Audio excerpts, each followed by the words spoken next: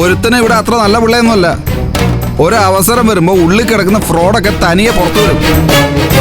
സത്യം എന്താണെന്ന് പോലീസ് കണ്ടുപിടിക്കുമല്ലോ, അപ്പൊ അറിയാം.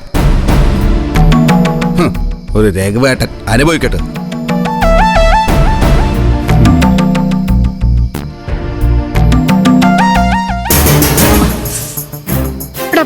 ആകാശം ഇടിഞ്ഞു വീണെന്ന് പറഞ്ഞാൽ നീ ഇന്ന് തന്നെ രജിസ്ട്രേഷൻ നടത്തേണ്ടതായിരുന്നു. എന്തിനാ അതിലാ നീ നിന്റെ മിടുക്ക് കാണിക്കേണ്ടത്. അല്ലാതെ രഘുവിന് വേണ്ടി പോലീസ് സ്റ്റേഷനിലേക്ക് ഓടിയിട്ട് നിനക്ക് എന്ത് കിട്ടാനാടാ? രജിസ്ട്രേഷൻ നാളെ നടക്കും അമ്മേ. രഘുവിന്റെ കാര്യത്തിന് ദാസങ്ങൾ കൂടെ ചെല്ലാൻ പറഞ്ഞാ ഞാൻ പോകണ്ടേ? ഉറപ്പായിട്ടും പോണം. ഇന്ദ്രേട്ടൻ ആ ചെയ്തത് എന്തായാലും നന്നായി. രഘുവേട്ടൻ ആ കേസിൽ പ്രതിയൊന്നും അല്ലല്ലോ അല്ലേ? ഏയ്, പ്രതിയാക്കാനൊന്നും പറ്റില്ല. പിന്നെ അതിന്റെ പുറകെ കുറച്ചുനാൾ ഓടേണ്ടി വരും. അപ്പോ അവനും അമ്പിളി അത് കഴിയുന്നവരെ അനുവിന്റെ വീട്ടിലായിരിക്കും താമസം. നിന്റെ രജിസ്ട്രേഷൻ എന്ന് നടക്കുന്ന ദൈവത്തിനറിയാം ഇന്ദ്ര. വിനയനാ മിടുക്ക്. അവൻ 15 ലക്ഷം രൂപ വാങ്ങിച്ചെടുത്തല്ലോ. ഇനി അവന് ചീരുന്റെ കുഞ്ഞുങ്ങളെ നോക്കണ്ട. അമ്മ എന്തൊക്കെയാ പറയുന്നേ? സ്വന്തം കുഞ്ഞുങ്ങളെ കൊടുത്ത് കാശ് വാങ്ങിയ വിനയനെയും ഇന്ദ്രേട്ടനെയും തമ്മിലാണോ അമ്മ താരതമ്യം ചെയ്യുന്നത്? ഏട്ടൻ എങ്ങനെയെങ്കിലും നാളെ തന്നെ രജിസ്ട്രേഷൻ നടത്തിയെടുക്കാൻ നോക്ക്. എന്നാലേ അമ്മയ്ക്ക് സമാധാനാവും. അതെന്തായാലും നടക്കുമെന്ന് എനിക്ക് ഉറപ്പുണ്ട് സോനെ. ചില കാര്യങ്ങളിൽ നമുക്ക് മനസ്സിൽ തോന്നുന്ന ഒരു വിശ്വാസം ഒരിക്കലും തെറ്റില്ല.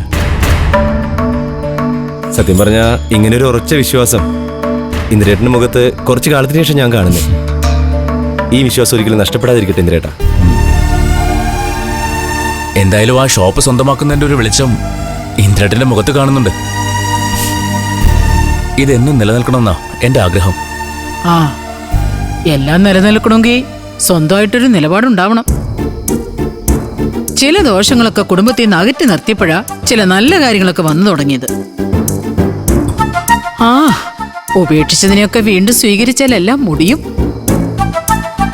അതെ, ഷോപ്പിന്റെ രജിസ്ട്രേഷൻ കഴിഞ്ഞാൽ പിന്നെ ആ അനുപമയും അവരുടെ കുടുംബവുമായിട്ട് ഇനി നീ ഒരു ബന്ധവും വെക്കരുത് ഇന്ദ്ര. ഞാൻ പറയുന്നത് വല്ലതും നിനക്ക് മനസ്സിലാവുന്നുണ്ടോ ഇന്ദ്ര? ഉണ്ട്. ബന്ധം അവസാനിപ്പിക്കാൻ തന്നെയാ അനു ആ ഷോപ്പ് എനിക്ക് എഴുതി പോകുന്നത്. പക്ഷേ എന്റെ മോനെ എനിക്ക് ഉപേക്ഷിക്കാൻ പറ്റില്ലമ്മേ.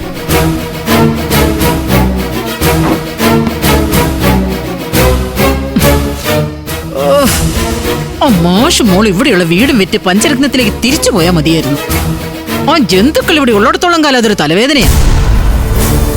സോനെ, നീ കഴിക്കാനെടുത്തേക്ക്. നല്ല വിശപ്പ്. ശരി, സത്യേട്ടൻ കഴിക്കാറായില്ലേ? കഴിക്കാം.